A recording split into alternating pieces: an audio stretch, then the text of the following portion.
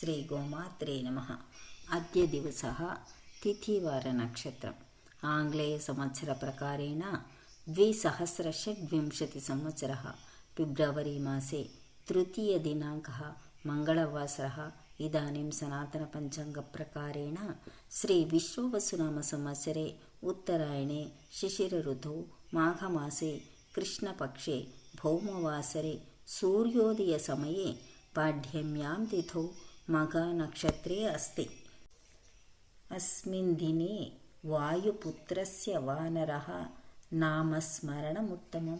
सर्वेषामपि अनिलनन्दनस्य अनुग्रहप्राप्तिरस्तु। शुभमस्तु, तदास्तु। हनुमत्प्रीत्यर्थम् अधुना अहम् एकं श्लोकं पठामि।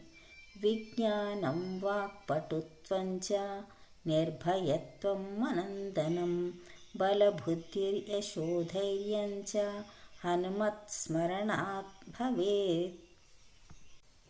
हनुमान् नामस्मरणमात्रेण लभते बलं बुद्धिः यशो ज्ञानं च कीर्तिधैर्यं च आयुरारोग्यं च तेजो वाक्पटुत्वं च।